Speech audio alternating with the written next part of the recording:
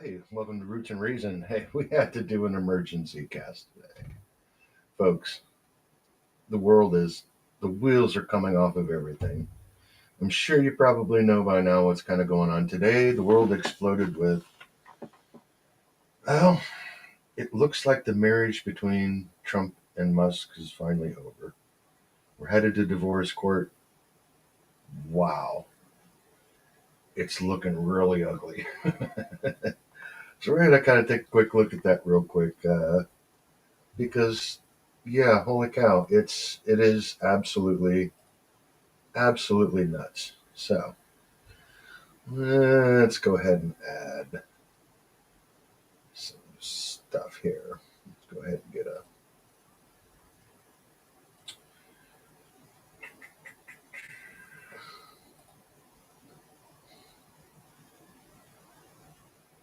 Okay. Well, heck, where is my screen share? There we go. All right, my apologies for not having this ready to roll. Let's add this to the screen. Okay, we're rocking and rolling now. And actually, before we get there, hold on a minute. Let me go back. I have a joke for you guys. Apparently, there's a child custody case taking place right now. And it happens to be the little adopted daughter of Donald Trump and Elon Musk. Adopted child, of course. So after an entire day in court, and it just, we're talking millions of dollars have been spent in this whole case. Things are going back and forth, and the jury's hearing all, just insane amount of crazy stuff that's taking place. Because we're talking two volatile personalities here. And finally, the judge holds his hands up and he says, okay, I think I've heard enough here.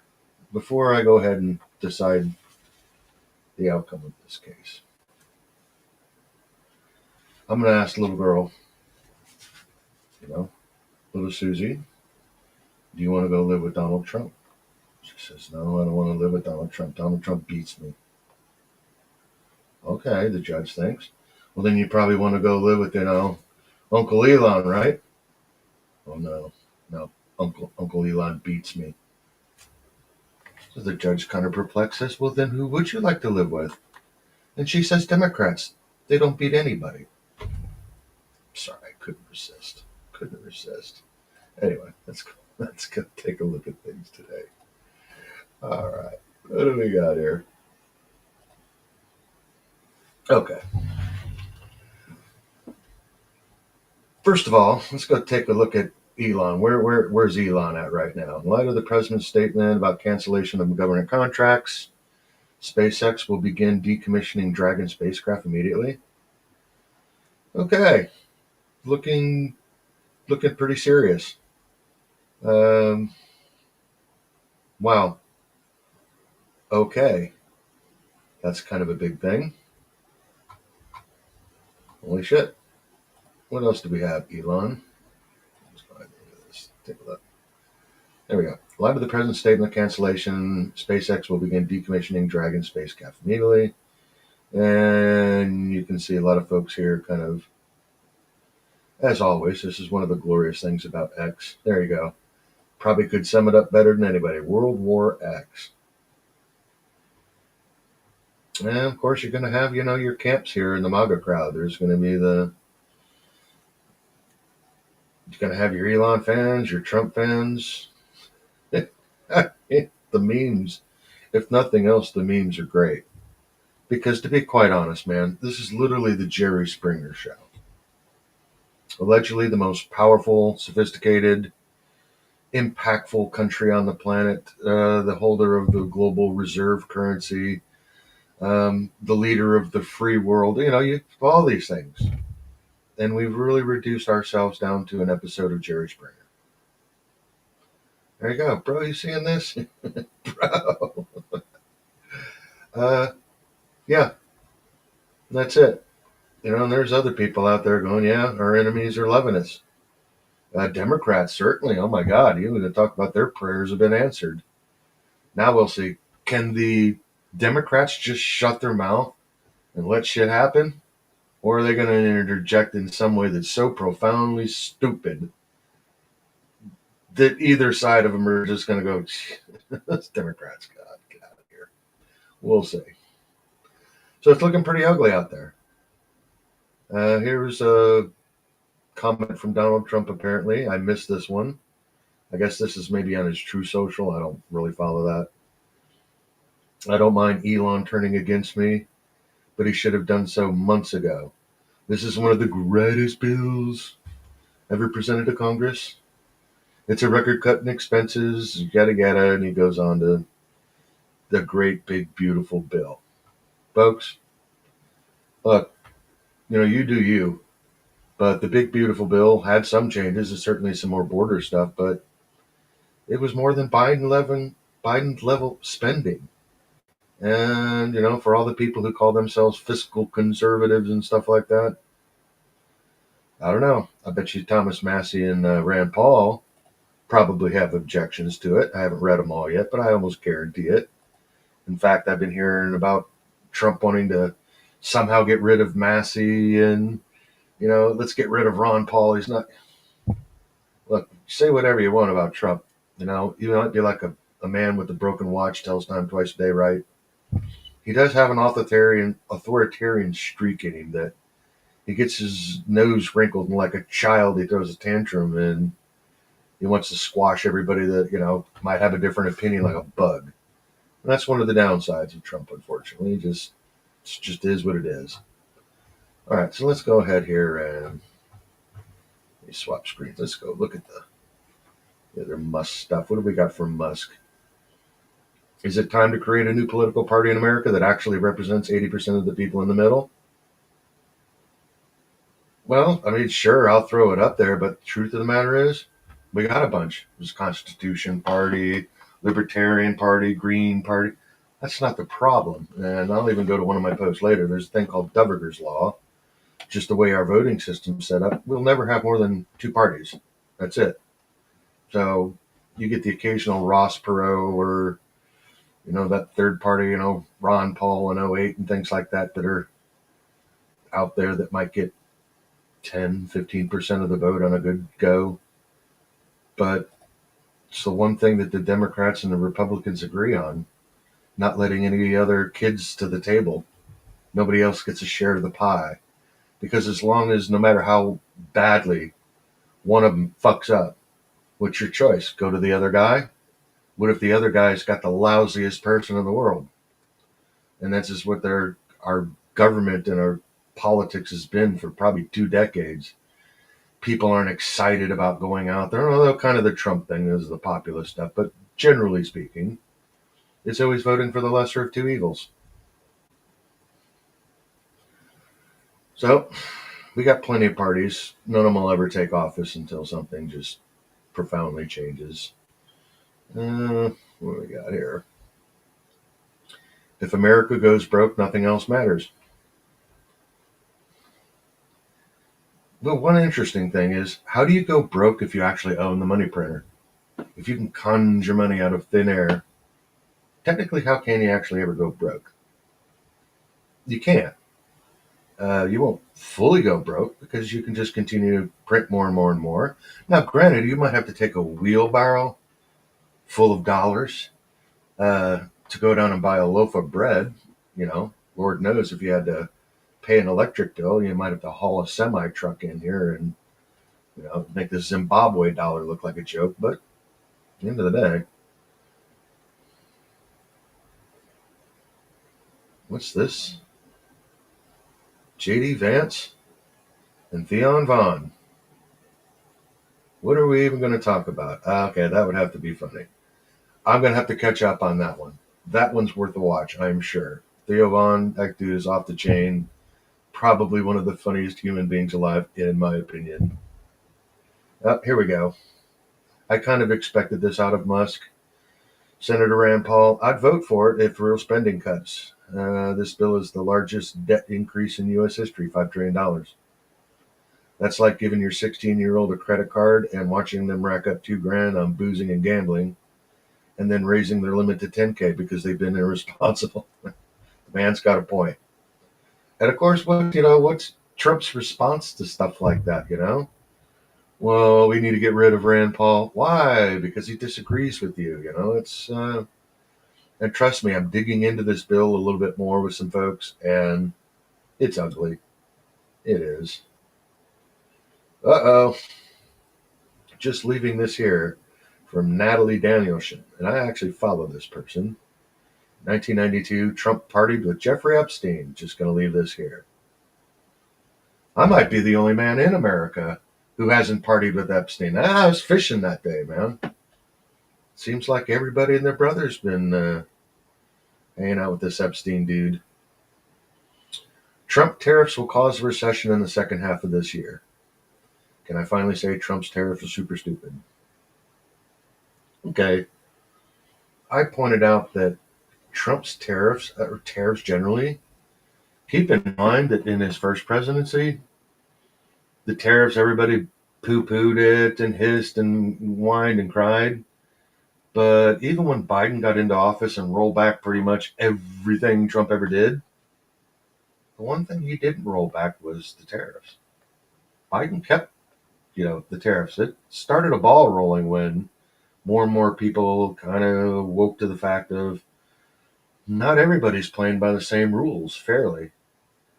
Personally, I think there's a means to use tariffs. I mean, I would rather other means, but they could be deployed strategically, precisely. But at the same time, this is something that's going to take time for the results of that to come through. And unfortunately, Trump, he's very reactionary.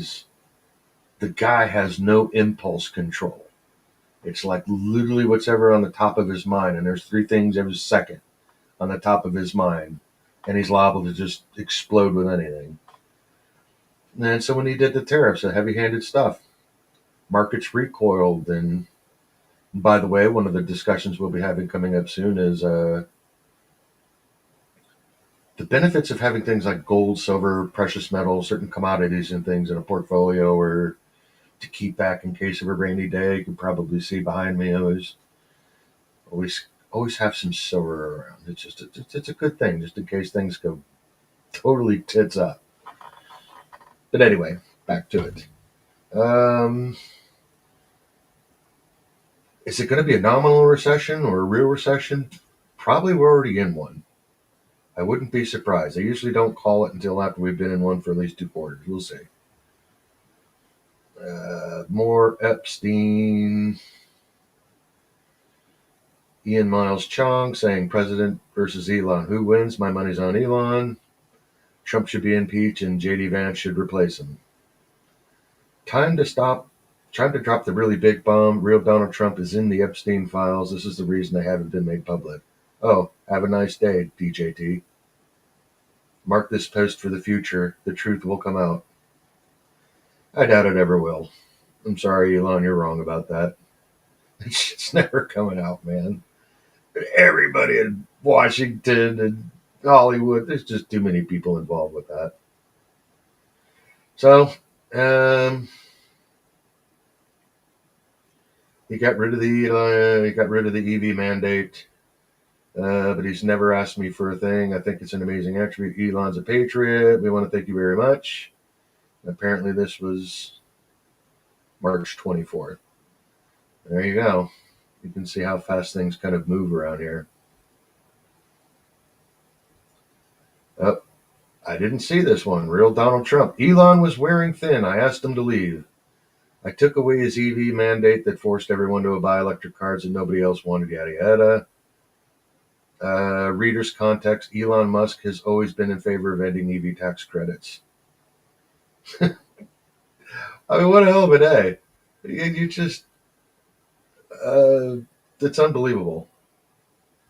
Konstantin Kisin? You love him or hate him. I don't know.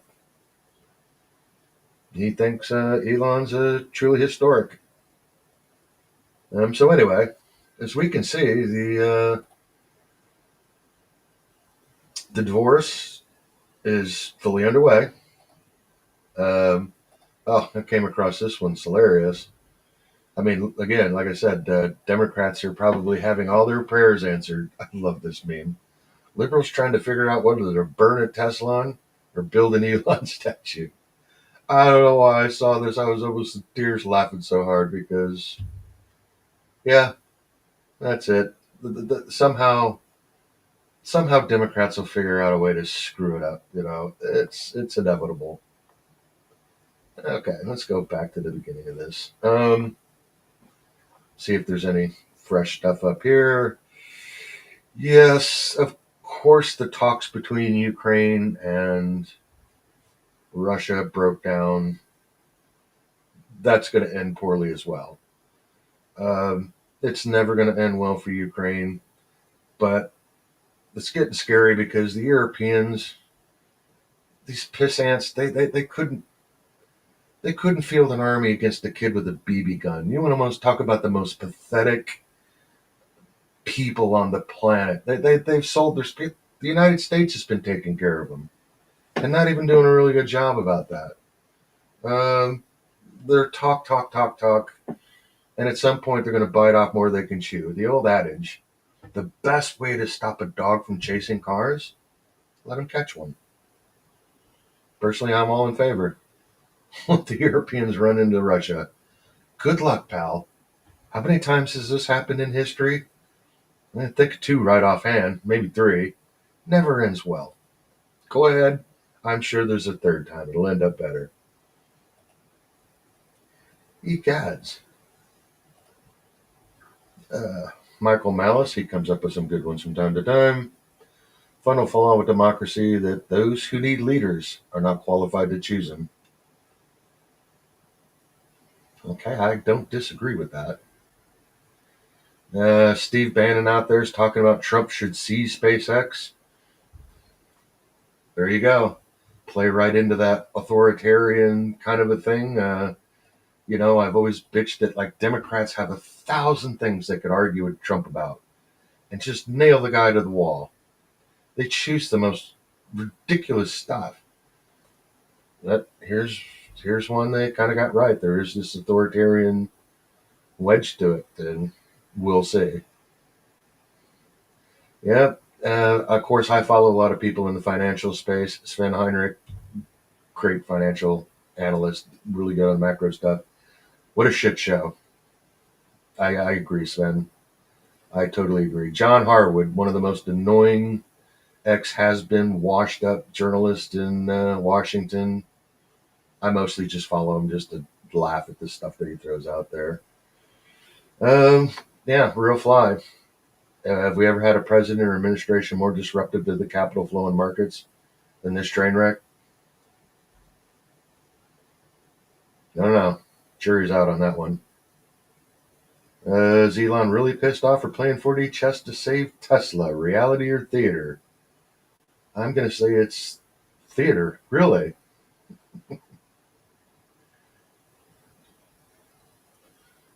Uh, and here we go. This is the gal that was showing one thing earlier. You can expect this sorts of things on X or Twitter or whatever. It's really how out on Hinge some of you are. I thought only the left did this, and I'm not even going to read that. Lord knows I'll get kicked off. I'll be kicked off Twitter, YouTube, and everywhere for life. Oh hell!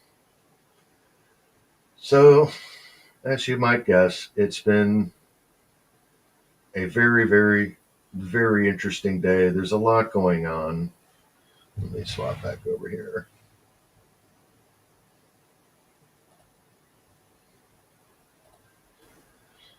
I have some guests maybe lined up coming up soon. Um, I do kind of one of the things I want to focus a little bit on is kind of discussion for younger folks. It's like, man, how do you live thin when the markets, economy's in turmoil, politics is in turmoil? Where the hell do you turn? What the hell do you do? How to try to make sense of it?